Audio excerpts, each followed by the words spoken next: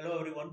In this video, I'm going to cover string operations concept of strings in Python programming language. तो यहाँ पर हम string operations 5 different देखने जा रहे हैं और इसमें सबसे पहले है प्लस जो कि concatenation पर्पस के लिए हम यूज करते हैं। अब इस ऑपरेशन को एक्सप्लेन करने के लिए मैं पाइथन शेल के स्क्रिप्ट मोड में यूज करने जा रहा हूँ। तो यहाँ पर मैंने पाइथन शेल स्क्रिप्ट मोड में ओपन कर लिया और सबसे पहले यहाँ पर मैं एक a वेरिएबल को स्ट्रिंग असाइन कर रहा हूँ जो कि है पाइथन, और सेकंड में बी वेरिएबल को यहाँ पर एक स्ट्रिंग असाइन कर रहा हूँ जो है प्रोग्रामिंग। अब इसके बाद यहाँ पर मैं ए और बी वेरिएबल में जो स्ट्रिंग अवेलेबल है इन दोनों को मैं ऐड करना चाहता हूँ, मतलब इन दोनों को मैं ज्वाइन करना चाहता हूँ, और उसके लिए मैं यहाँ पर प्लस ऑपरेटर का यूज करूंगा कॉन्कैटिनेशन के लिए, और रिजल्ट में यहाँ पर सी वेरिएबल में स्टोर करूंगा। So C equals to A plus B. अब यहाँ पर मैं रिजल्ट को चेक करने के लिए सी वेरिएबल की वैल्यू को प्रिंट कर रहा हूँ। सो प्रिंट सी।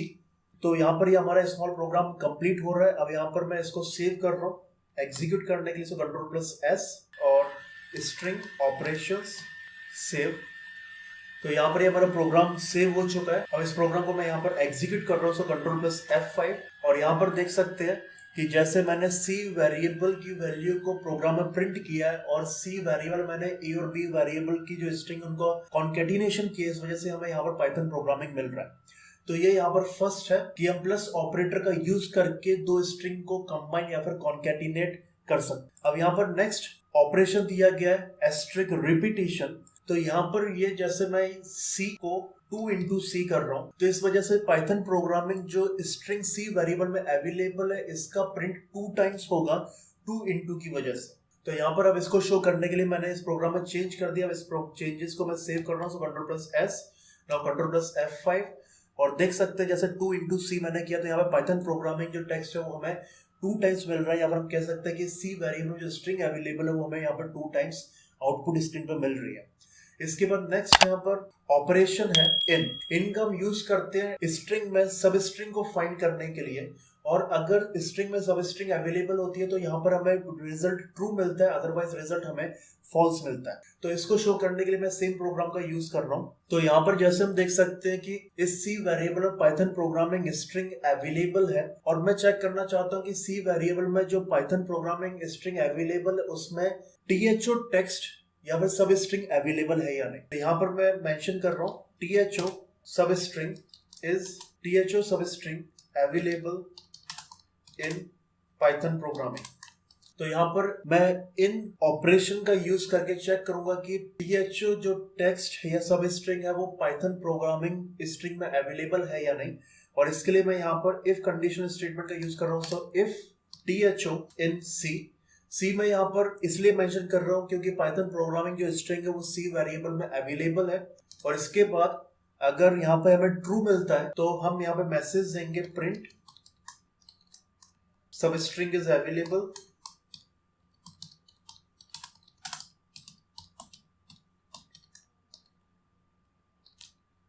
अदरवाइज हम यहाँ पे एल्स का यूज करेंगे फॉल्स कंडीशन में, और यहाँ पर मैं मैसेज दूंगा यूजर को स्ट्रिंग इज नॉट अवेलेबल। तो यहाँ पर जैसे हम देख सकते हैं कि मैंने इन ऑपरेशन का यूज किया है, तो इसकी वजह से यहाँ पे चेक किया जाएगा कि जो THO सब स्ट्रिंग है ये सी वेरिएबल जो भी स्ट्रिंग अवेलेबल है उसमें एग्जिस्ट करती है या नहीं। और जैसे कि सी में पाइथन प्रोग्रामिंग अवेलेबल और पाइथन प्रोग्रामिंग हमें THO सब स्ट्रिंग मिलेगी, इस वजह से इस सिचुएशन का जो रिजल्ट है वो ट्रू मिलेगा। और जब इस प्रोग्राम को एग्जीक्यूट करेंगे तो हमें इसमें जो हमने स्टेटमेंट दिया प्रिंट में सब स्ट्रिंग इज अवेलेबल, ये हमारा आउटपुट स्क्रीन पर प्रिंट होगा। तो यहाँ पर मैं चेक करने के लिए इस प्रोग्राम के चेंजेस को सेव कर रहा हूँ, नाउ एग्जीक्यूशन, और देख सकते हैं यहाँ पर हमें इफ की बॉडी में जो स्टेटमेंट मैंने दिया उसका एग्जीक्यूशन हुआ है ट्रू कंडीशन की वजह से, और यहाँ पर मिल रहा है सब स्ट्रिंग इज अवेलेबल। इसके बाद नेक्स्ट यहाँ पर ऑपरेशन है नॉट इन। तो नॉट इन जस्ट इनके इनवर्स में काम करता है, मतलब कि एक पर्टिकुलर सब स्ट्रिंग अगर स्ट्रिंग में अवेलेबल नहीं है तो हमें ट्रू रिजल्ट मिलेगा, अदरवाइज हमें रिजल्ट फॉल्स मिलेगा। तो यहाँ पर मैं सेम प्रोग्राम में चेंज कर रहा हूँ, और यहाँ पर मैं चेक कर रहा हूँ कि THA नॉट इन। तो यहाँ पर चेक किया जाएगा कि THA सब स्ट्रिंग सी वेरिएबल में जो स्ट्रिंग अवेलेबल है उसमें अवेलेबल है या नहीं, और अगर अवेलेबल नहीं है तो इस वजह से यहाँ पर इफ में जो हमने कंडीशन दी है उसका रिजल्ट हमें ट्रू मिलेगा। और जैसे कि THA हम जानते हैं कि ये सब स्ट्रिंग सी वेरिएबल में जो स्ट्रिंग अवेलेबल है पाइथन प्रोग्रामिंग उसमें एग्जिस्ट नहीं करता है, इस वजह से यहाँ पर हमें ट्रू रिजल्ट मिलेगा। और यहाँ पर मैं प्रिंट स्टेटमेंट में चेंजेस कर रहा हूँ, नॉट अवेलेबल, और यहाँ पर मैं कर रहा हूँ अवेलेबल। तो यहाँ पर जब इस प्रोग्राम को एग्जीक्यूट किया जाएगा, तो जैसे हम जानते हैं कि सी वेरिएबल में th सब स्ट्रिंग एग्जिस्ट नहीं करती है, तो इफ की जो कंडीशन है वो यहाँ पर ट्रू होगी और प्रिंट में हमने जो स्टेटमेंट दिया ये एग्जीक्यूट इस बार होगा। तो इसको चेक करने के लिए मैं चेंजेस को सेव कर रहा हूँ, नाउ चेंजेस को मैं एग्जीक्यूट कर रहा हूँ, सो Ctrl+F5, और देख सकते हैं यहाँ पर इफ का एग्जीक्यूशन हुआ है और हमें यहाँ पे स्टेटमेंट मिल रहा है इफ की बॉडी का string is not available because tha substring is not available in the c variable string।